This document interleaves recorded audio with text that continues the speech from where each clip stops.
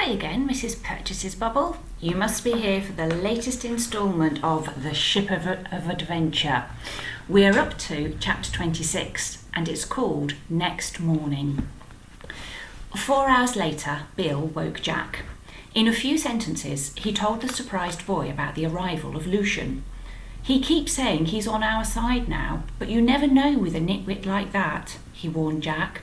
So keep your eyes on him, and if you hear the slightest sound from underground, prod me awake at once, Jack. Right, Bill, said Jack, fresh from his sound sleep. I say, they've been a long time underground, haven't they? They must be lost. I sincerely hope so, said Bill. I don't imagine they'll be lost forever, however desirable that may be. That labyrinth isn't frightfully big. Well, I'm going to sleep, Jack. You keep your wits about you. Jack was still sleepy, and was afraid he might find it difficult to stay awake, so he lit the lantern and walked around the courtyard. He shone the light onto Lucian. He was so fast asleep he didn't even stir. Philip was soundly off too, and as for the girls, not an inch of their face was to be seen. They were cuddled up so closely to each other. Kiki accompanied Jack on his rambles round the courtyard. She knew she had to be quiet, so she whispered all the time. She wasn't very good at whispering and tickled Jack's ear till he couldn't bear it any longer. He took her off his shoulder and made her perch on one of his arms. His 2 hours went by without anything happening at all.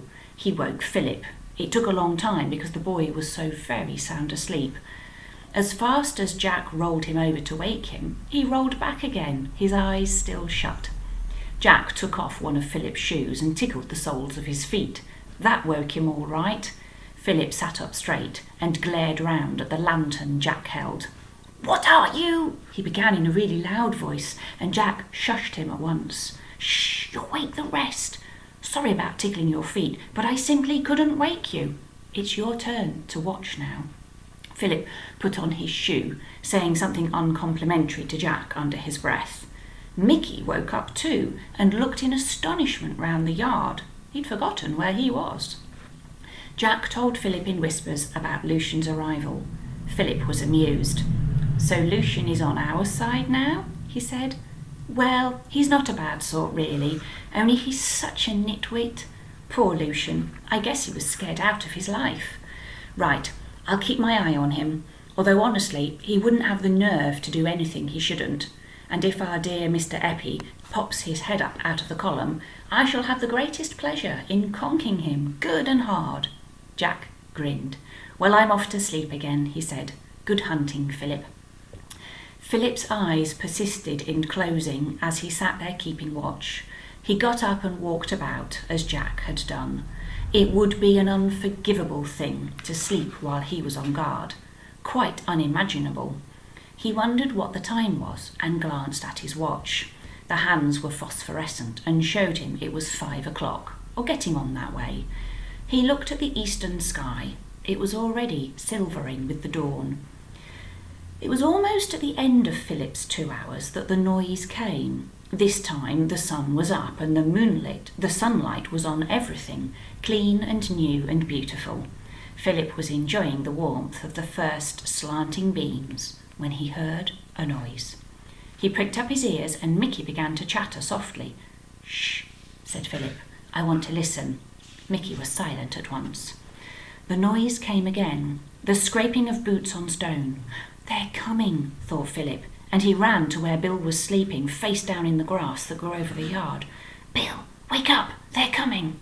Bill woke up at once. He sprang to his feet, all sleep gone in an instant. Jack awoke too, and so did the girls. Only Lucian slept on, but no one took any notice of him. Bill ran to the column. He took the big wedge of wood from Philip. "Stand back," he said to the girls.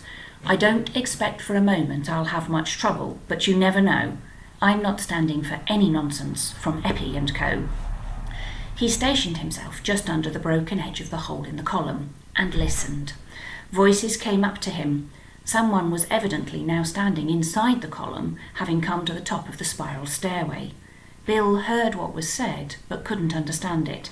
However, he did recognise Mr. Eppie's voice, and he took a firm hold of his piece of wood. Mr. Eppie stood still for a moment and listened to someone shouting up at him from the stairway below. Then he called up in a low voice, "Lucian, Lucian, are you there?" Lucian was there, but he was fast asleep, of course, and he didn't answer. Mr. Eppie called again softly, "Lucian." Bill answered in a grim voice, "I'm here, Bill Cunningham, and I'm waiting for you, Mr. Eppie. The moment you try and get out of here, I shall knock you back with this weapon." Bill banged his wedge of wood down on the column with such a noise that everyone jumped violently, and Lucian woke up. There was dead silence in the column. Then there was a scraping noise, as if someone else was coming up the stairway.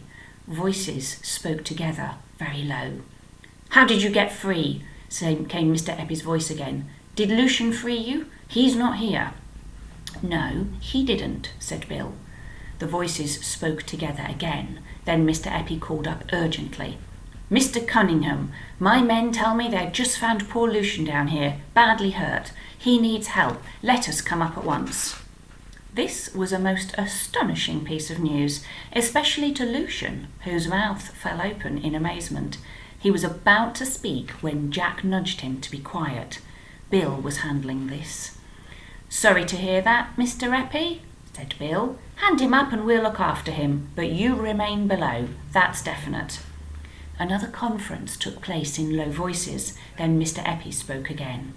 "I must allow you to come up. I must ask you to allow us to come up with the boy. He is seriously hurt. I am distressed about him." Lucian's face was a study. Dinah almost giggled as she watched him. Bill answered, "Nothing doing. Nobody comes up except, Lucian. Hand him over." As Lucian was even then sitting on the grass in the courtyard, it was quite impossible for Mr. Eppie to hand him over. Lucy Ann whispered to Dinah, "Isn't he a terrible storyteller?" Bill began banging idly on the column with his wedge. "Well, you don't seem to want to part with Lucian," he called. "Now I warn you, if anyone appears at the hole of this column, they're for it." Bang, bang. That was Bill's piece of wood on the column again. It couldn't have pleased Mr. Eppie very much. He was not a brave man, and it was easy to imagine his feelings down in the column. "Can we have some food?" he called at last. "No," shouted back Bill. "There's barely enough for our breakfast." Judging by the scraping noises that could then be heard, Mr. Eppie and the others had decided to go back down the stairs and have a conference. Bill jerked his head at Jack. "Give out the food that's left to everyone. I'm staying here in case any of the fellows try anything funny. I have a feeling there's a revolver or two among them, so whatever happens, I can't let them appear at the top." Jack and Philip shared out the remaining food. Bill gulped down his share, keeping eyes and ears open for any movement or sound from the broken column, but there was none. He beckoned the others over to him at the end of his rather unsatisfactory meal.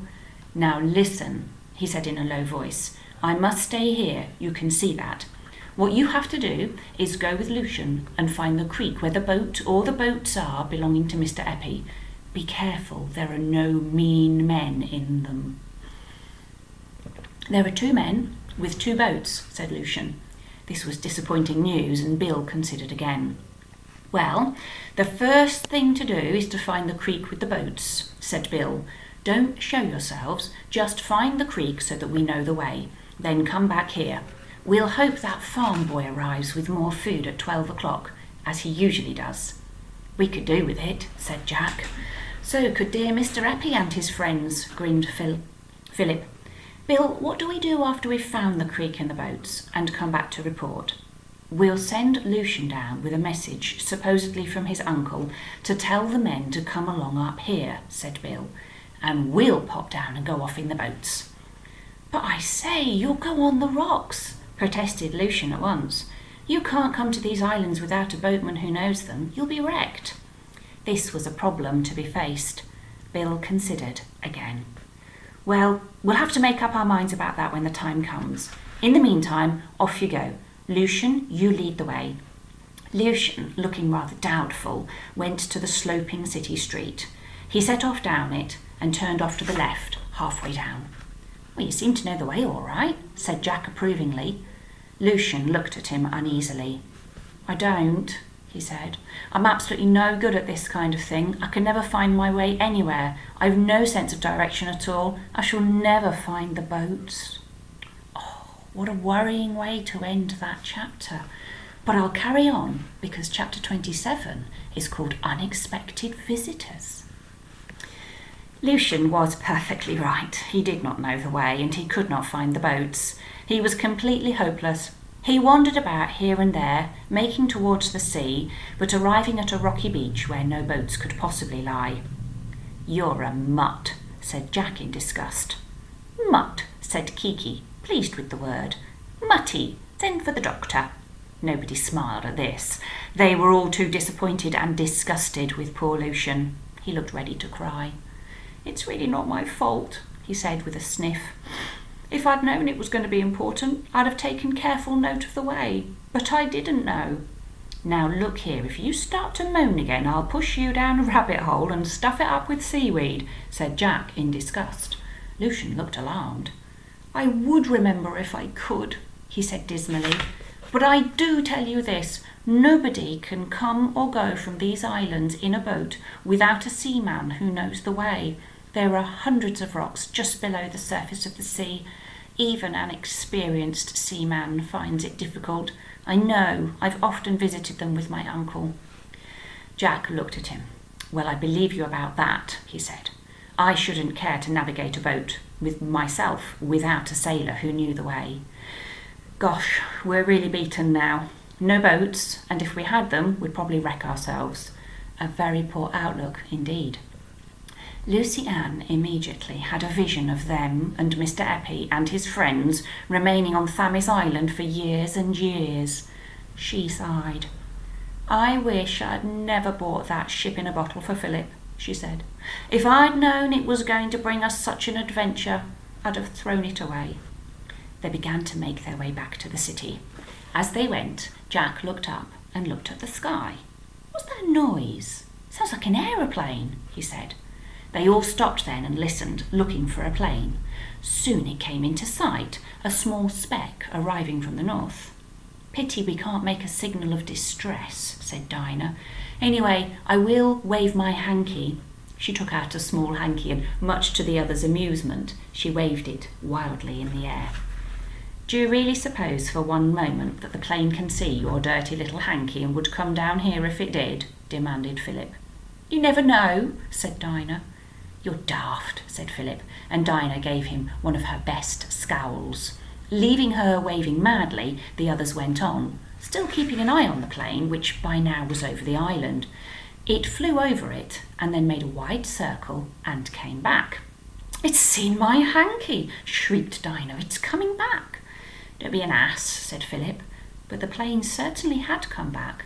And what's more, it was coming down low too, making another circuit of the whole island as it flew. "There's a flat space over there, look, look!" screamed Dinah to the plane, as if she really thought it could hear her. "Come down there, don't pass over it." The plane swooped down still lower and came round again. It seemed to see the flat place that Dinah had yelled about, and as it came down neatly, it came down slowly as it could. Its wheels touched the ground, and for one awful moment it looked as if the rough ground was going to tip the plane up on its nose. But it righted itself and came to a stop. Dinah looked at the others with flushed cheeks. "There you are. It saw my hanky, heard me yell." The others were staring in delight at the plane. "It can't be friends of Mr. Eppie's," cried Philip. "It must be someone come to look for us. Come on." Their feet flew along the rough paths. They saw two men coming out of the planes. They waved to the children and went to meet them.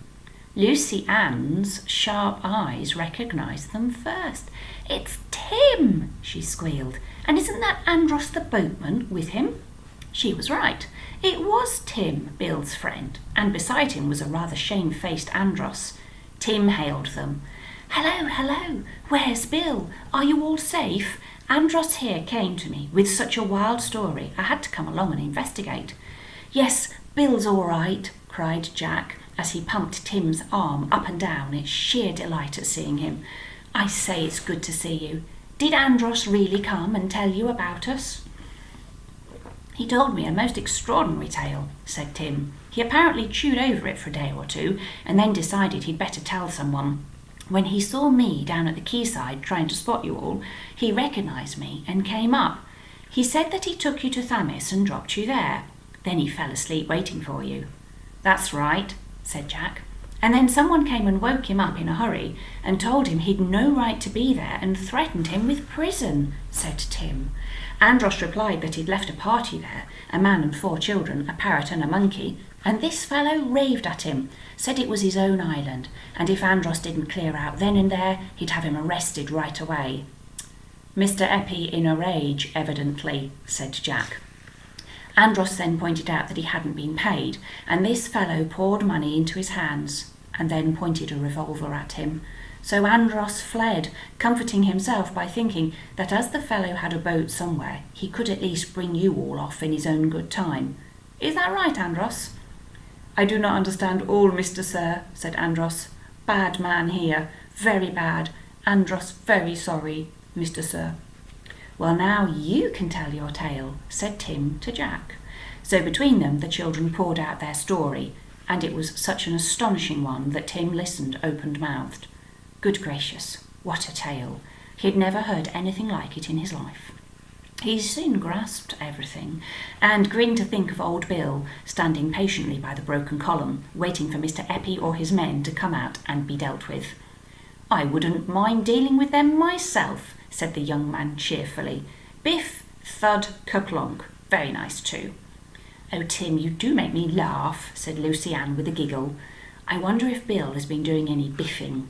"Well, if he has, I hope it's Mr. Eppie that's getting the biff, to say nothing of the kerplonks," said Tim, grinning. "Well, what is our plan to be?" "We've got to find the other creek and boats," said Jack. "That's the first thing to do. Then we've got to get the 2 men out of the way, the ones who are with the boats. And then somehow we've got to get the boats going and sail off safely without being wrecked on the rocks." "Well, Andros will know where the creek is. In fact, I know it myself," said Tim. "I saw it from the plane, and I saw the boats there too. And Andros and I will see that the 2 men are all right." "No, we know a better way than that to get them out of the way," said Philip, and he told Tim his plan to send Lucian to them with a fake message. Tim nodded. "Yes, that's better really. Saves a lot of rough stuff. Not that I mind that, but I'm not sure about our friend here. He's not made of such stern stuff as he might be." "I think we'd better get back and see Bill before we do anything," said Jack. "And anyway, we don't want to get the 2 boatmen out the way yet and turn them on to old Bill. That wouldn't be a good plan. Come on, let's get back to Bill." So off they all went, Kiki chattering merrily, knowing that the children were now feeling much more cheerful. "Mr. Sir," she said to Andros. "Mr. Sir, Mr. Sir." They got back to the temple courtyard and Bill stared in surprise to see Tim. "Hello," he said. Well, well, well, so it was your plane I saw coming over the island. I couldn't see it come down from here, but I hoped it had. Bit of luck you meeting with the children. I suppose they've told you all the news." "Yes, rather," grinned Tim. "Pretty adventurous lot, aren't you? Any trouble with the chappies down the column?" "Just a biff or two a little while ago," said Bill. "Not on Mr. Eppie's head, unfortunately. One of the other fellows, I fear. I haven't heard so much as a flick of an eyelid since." The sound of a bell came echoing up the ruined street. Dong, dong, dong. "Pussy's suddenly down the well," screeched Kiki, who remembered the ding-dong bell. "Who put her in?" "What on earth's that bell?" asked Tim, startled. "Are we late for school or something?" "Don't be silly," said Lucy Ann, laughing. "That's our food. It comes every day regularly at this time, and I'm jolly glad. I'm still hungry." Tim was amazed to see the imp of a boy coming along with the panniered donkey. Bill did not leave his post by the column, but handed out money to Jack to pay for the food. The boy emptied the panniers, winked at Tim, and spat at Mickey. The monkey immediately spat back, and his aim was a lot better than the boy's. "Pah!" said the little imp in disgust. "Pah!" echoed Kiki. "Pooh! Dong, dong, dong! Pop goes the pa! The boy gave her a look of amazement and climbed onto his donkey's back. He sent a stream of comments at Kiki, who copied him at once, ending with one of her pistol shots. The donkey reared in fright and then galloped off with the boy at top speed. "You'll be the death of me one day, Kiki," said Bill, weak with laughing. "Now then, hand out the food, Jack, and I suppose we'd better throw a bit down the column, or our friends below will starve." Fortunately, the boy had brought a great deal of food, so there was plenty for everyone. Bill yelled down the column in a stentorian voice, "If you want food, there's some coming, but don't try any funny tricks or you won't get any more." Somebody evidently came up to get the bread, cheese and meat that Bill threw down. He also threw down some fruit, feeling the men must be thirsty, as he had been. There was no word of thanks from anyone in the column, and no sound after the food had been taken. "I wonder if they found the treasure," said Jack, munching hard. "I wish I'd seen it. I bet I shan't now, and if I don't, that'll be the disappointment of my life." We'll leave the story there at the end of chapter 27. There's just a couple more chapters to go, which I'll pop together in the last video. The next chapter is called Escape. If you want to find out what happens more, watch the next video. Bye for now.